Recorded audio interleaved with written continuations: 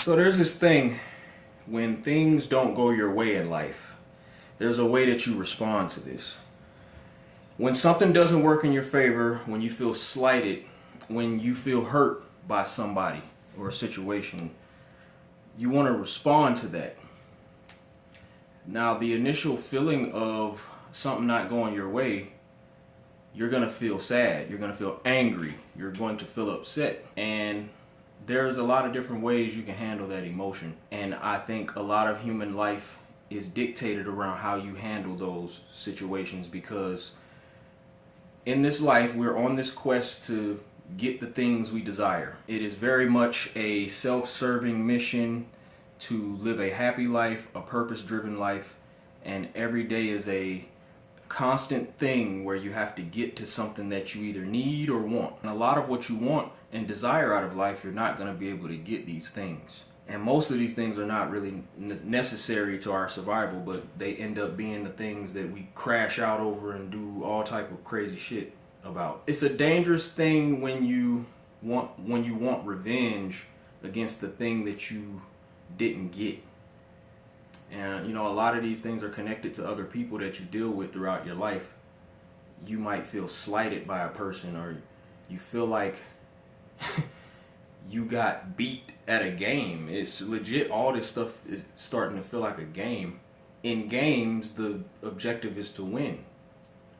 So specifically in dealings with trying to connect with the opposite sex or same sex, whatever you like, you're going after the people you want.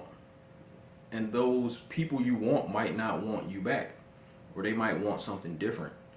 So in these relationships, it gets really touchy and delicate, and it gets to these situations where you might be in competition with a person that you actually want. And you don't ever want to get to that space, because you'll be making an unnecessary enemy out of somebody that really wasn't on the planet to hurt you.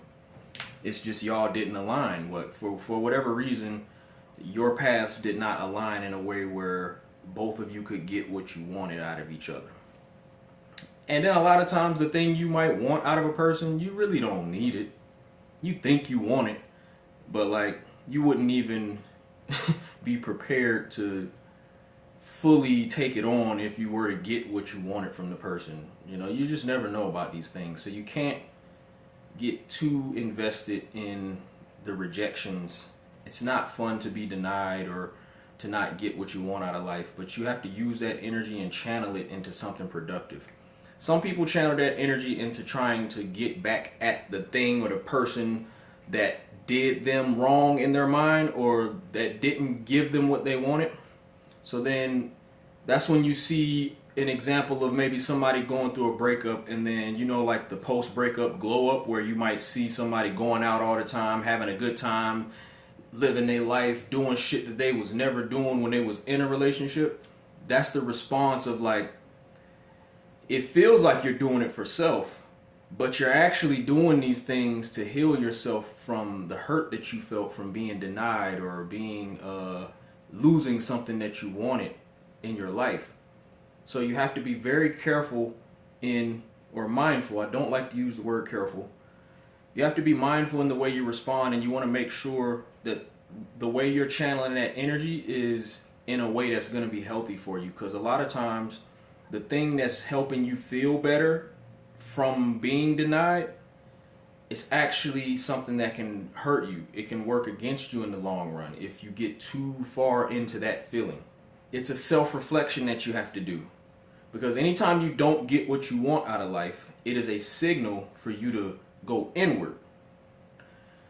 So what I do is I get more focused. I try to get more focused. But I do have moments where sometimes the behavior can get a little sporadic. It can get a little wild. And sometimes you do have to allow your energy to be wild.